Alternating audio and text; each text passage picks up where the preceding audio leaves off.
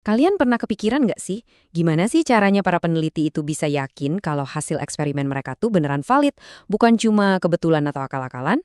Nah, jawabannya ada di satu konsep yang kelihatannya sederhana, tapi krusial banget, pengacakan data. Hari ini, kita bakal bedah tuntas panduannya. Oke, jadi begini alur pembahasan kita. Pertama, kita cari tahu dulu kenapa pengacakan itu penting banget.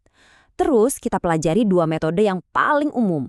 Kapan harus pakai yang satu dan kapan pakai yang lain. Dan terakhir, kita simpulkan poin-poin kuncinya. Yuk, langsung kita mulai aja. Nah, pertanyaan pertama, kenapa sih kita harus repot-repot ngelakuin pengacakan? Jawabannya tuh simpel banget. Buat ngelawan musuh bebuyutan dalam penelitian, namanya bias. Nih, pertanyaan paling dasar yang menghantui semua peneliti.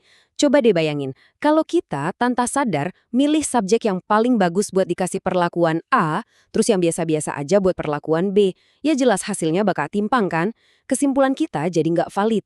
Makanya kita butuh sistem yang benar-benar adil. Intinya gini, pengacakan itu kayak alat buat menyeimbangkan timbangan penelitian kita. Tujuannya cuma satu, mastiin setiap tanaman, setiap pasien, setiap sampel punya kesempatan yang persis sama buat dapat perlakuan apapun. Jadi kalau nanti ada perbedaan hasil, kita bisa yakin itu karena perlakuan kita, bukan karena faktor lain. Oke, sekarang kita masuk ke metode yang pertama.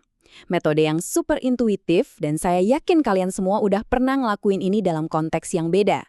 Namanya metode lotre. Yap, konsepnya persis banget kayak arisan atau undian door prize. Setiap unit percobaan kita, anggap aja kita kasih kupon atau nomor undian. Terus kuponnya kita kocok dan kita ambil secara acak buat nentuin siapa dapat apa. Adil banget kan? Semua punya kesempatan yang sama buat terpilih. Biar lebih kebayang, kita pakai contoh nyata ya. Anggap aja kita punya 20 pot tanaman yang mau dites dengan 4 jenis pupuk. Pertama, kita kasih nomor di setiap pot, dari 1 sampai 20. Terus nomor-nomor itu kita tulis di kertas kecil, masukin ke toples, terus kocok.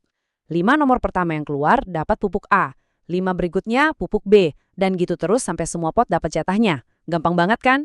Metode ini emang asik banget buat eksperimen skala kecil. Simple, transparan, semua orang langsung ngerti. Tapi coba deh bayangin kalau tanamannya ada 1.000. Wah, bisa pegel-pegel tuh ngundi kertas satu-satu. Belum lagi risikonya ada kertas yang hilang atau nempel.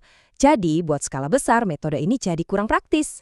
Nah, terus gimana dong solusinya kalau eksperimen kita skalanya gede? Tenang, kita naik level. Kita beralih ke alat yang lebih sistematis dan bisa dibilang lebih profesional.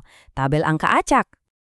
Anggap aja tabel ini kayak buku contekan yang isinya angka-angka yang udah diacak sempurna buat kita. Jadi kita nggak perlu lagi repot-repot motongin kertas dan ngocok-ngocok toples. Jauh lebih efisien dan minim banget resiko kesalahan manusia. Kelihatannya mungkin agak ribet ya di awal, tapi sebenarnya ini jauh lebih sistematis. Kalau kita ikutin langkah-langkah ini, proses pengacakan kita jadi bisa dipertanggungjawabkan, bahkan bisa dicek ulang sama peneliti lain. Yuk kita lihat contohnya biar jelas. Oke, lihat tabel ini. Misal kita mulai dari baris pertama, kolom kedua. Kita mau ambil angka 2 digit kan? Angka pertama yang kita dapat 11. Oke, masuk. Selanjutnya 99 ini kita lewati, soalnya unit kita cuma sampai 12. 56 juga kita lewati. Nah, ketemu 03. Masuk. Lanjut lagi 85, skip. Dapat 01, terus 45 dan 42 kita skip, dapat 07. Dari sini kita udah dapet nih beberapa petak yang kepilih, 11, 03, 01, 07, dan seterusnya sampai kuota perlakuan terpenuhi. Oke, kita udah lihat dua metode, si lotre yang super simple dan si tabel yang lebih sistematis. Terus pertanyaannya, kapan kita harus pakai yang mana? Mari kita bandingkan langsung. Perbandingan ini jelas banget kan? Kalau kalian butuh metode yang cepat dan gampang buat proyek kecil, misalnya tugas kuliah, metode lotre itu udah oke banget.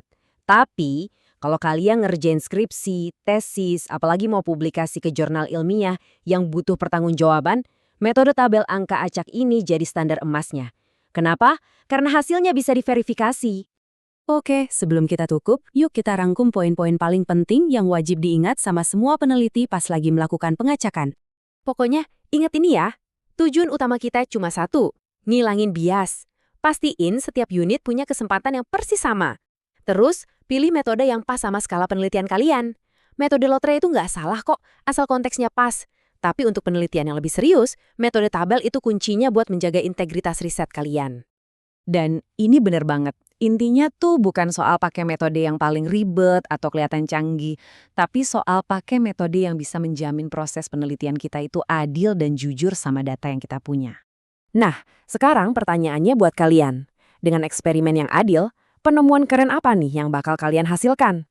Ingat ya, pengacakan itu langkah pertama menuju hasil yang valid. Terima kasih banyak udah menyimak, semoga pembahasan ini ngebantu banget buat penelitian kalian ke depannya.